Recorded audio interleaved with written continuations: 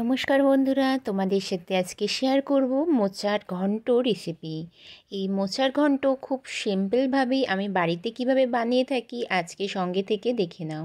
তো মোচার ঘন্ট বানানোর জন্য আমি এখানে মাঝারি সাইজের একটা কাঁঠালি কলার মোচা ভালো করে কুচিয়ে নিয়েছি, আর ছোলাটা আগের দিনকে ভিজিয়ে রেখেছিলাম। এখন আমি এই দুটোকে একটু সেদ্ধ করে নেব, আর এতে আমি একটু সামান্য লবণ আর হলুদ দিয়ে এটা সিটি মেরে নেব। যারা আমার ভিডিও জুড়ে আছো তোমাদেরকে অনেক অনেক ভালোবাসা, আমার সাথে থেকো, পাশে থেকো। আর নতুন বন্ধুরা আমার চ্যানেলটিকে অবশ্যই সাবস্ক্রাইব করে আমাকে সাপোর্ট করো। তো চলো আমার ভিডিওটা তোমরা দেখতে থাকো।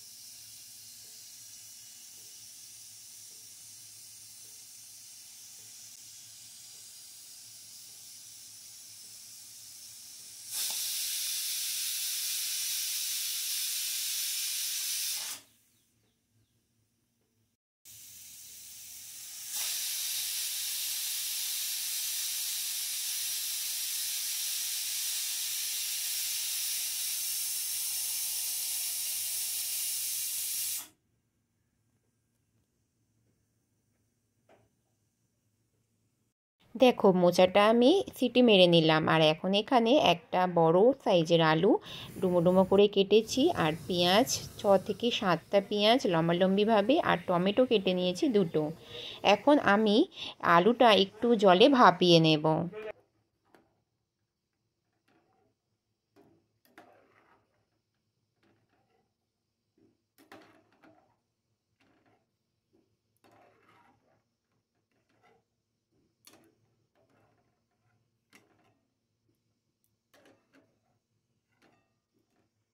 দেখো আলুটা তো আমি ভাপিয়ে তুলে নিলাম, ওই জলেই পেঁয়াজটা দিয়ে আমি সঙ্গে সঙ্গেই তুলে নেব। এতে কি হবে, পেঁয়াজের যে একটা গন্ধ থাকে সেই গন্ধটা কিন্তু রান্না করতে করতে আর থাকবে না। তো তাতে কিন্তু বেশ সুন্দর টেস্টি হয় রান্না।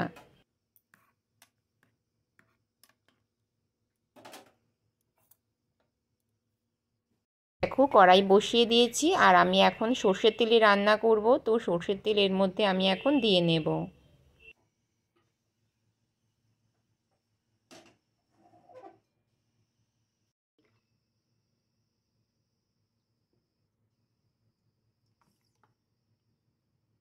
দেখো ফোড়নের জন্য আমি এখানে কি কি নিয়েছি, গোটা গরম মশলা, শুকনো লঙ্কা, তেজপাতা, গোটা জিরে, এটা আমি ফোড়নে দিয়ে নেব।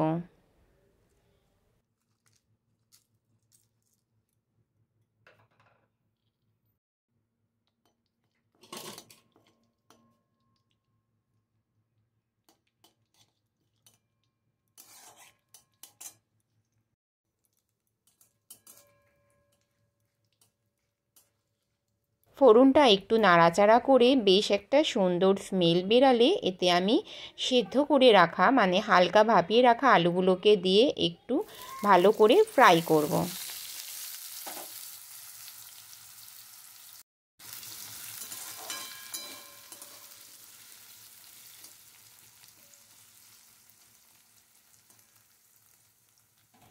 আলুটা দিয়ে আমি অনেকক্ষণ ধরে একটু নাড়াচাড়া করে নিচ্ছি। এখন আমি একটু জলে ভাপিয়ে রাখা সেই পেঁয়াজটার মধ্যে দিয়ে দিচ্ছিলাম। এই পেঁয়াজটা দিয়ে আমি ভালো করে একটুখানি ভাজা ভাজা করে নেব। আলু আর পেঁয়াজটা এইভাবেই একসাথে আমি ভাজতে থাকবো।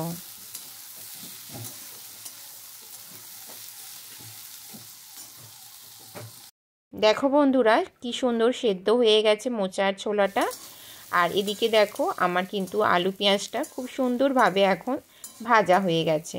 এখন আমি এর মধ্যে দিয়ে নেব টমেটো কুচি।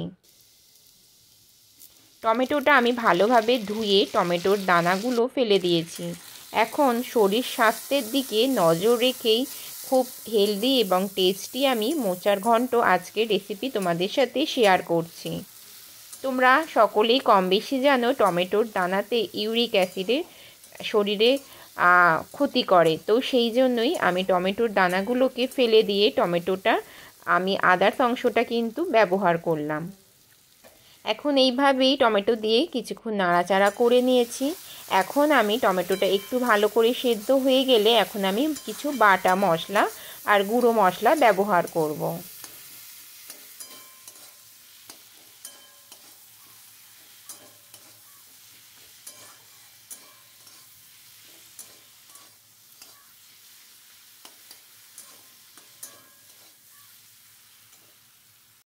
দেখো বন্ধুরা, বাটা মশলার মধ্যে 1 চামচ আদা বাটা আর 1 চামচ কাঁচা লঙ্কা বাটা আমি এর মধ্যে দিয়ে নিচ্ছি।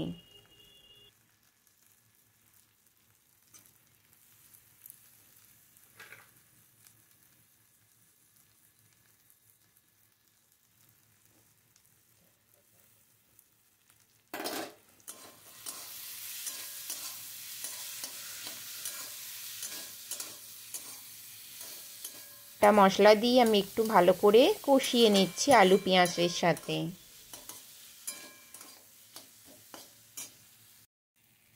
এখন দিয়ে নিচ্ছি সামান্য পরিমাণ স্বাদমতো লবণ, দিয়ে নিলাম হলুদের গুঁড়ো, দিয়ে নিলাম কাশ্মীরি লঙ্কার গুঁড়ো। এখন দিয়ে নেব আমি মিট মশলা, মান্ত্রার মিট মশলা। এটা কিন্তু রান্নার টেস্ট একদম মাংসর মতন হবে।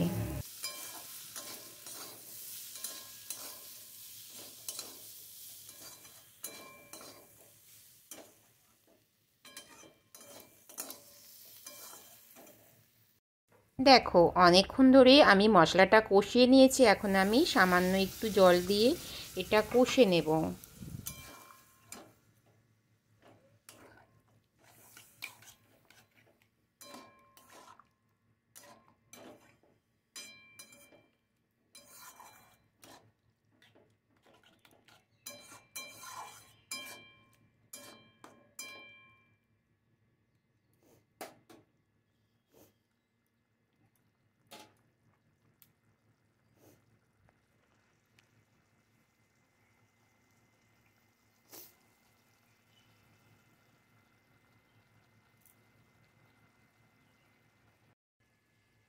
জলের পরিমাণটা আমি খুবই অল্প দিয়েছি, আর কষতে কষতেই আমার আলুটাও সেদ্ধ হয়ে গেছিলো। এখন আমি মোচাটা আর সেই ছোলাটা সেদ্ধ করে রেখেছিলাম সেটা এর মধ্যে দিয়ে নিলাম। বন্ধুরা, আমি কিন্তু মোচার ঘন্ট আমি একদমই কোনো রকম চিংড়ি মাছ বা আমি এখানে নারকেল ব্যবহার করিনি।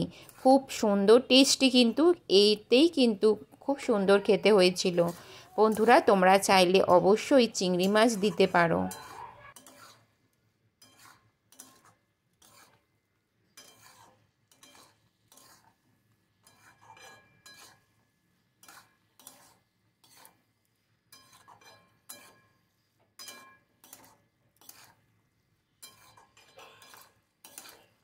মোচাটা দিয়ে আমি কিছুক্ষণ এইভাবে নাড়াচাড়া করে নিয়েছি।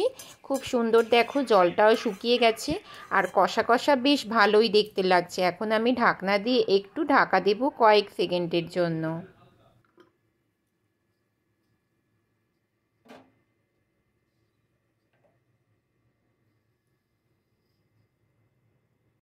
দেখো কিছুক্ষণ পরে ফিরে এসেছি, আর দেখো মোচার ঘন্ট কত সুন্দর একদম আঁকা চাকা দেখতে হয়েছে।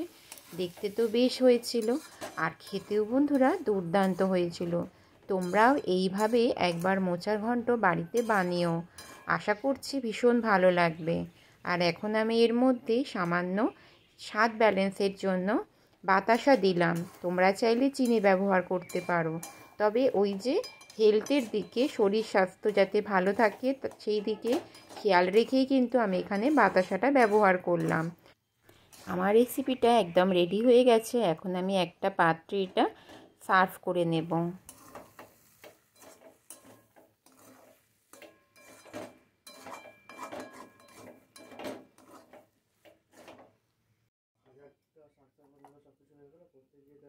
তোমরা এতক্ষণ ধরে আমার সঙ্গে আছো, তোমাদেরকে অনেক অনেক ভালোবাসা।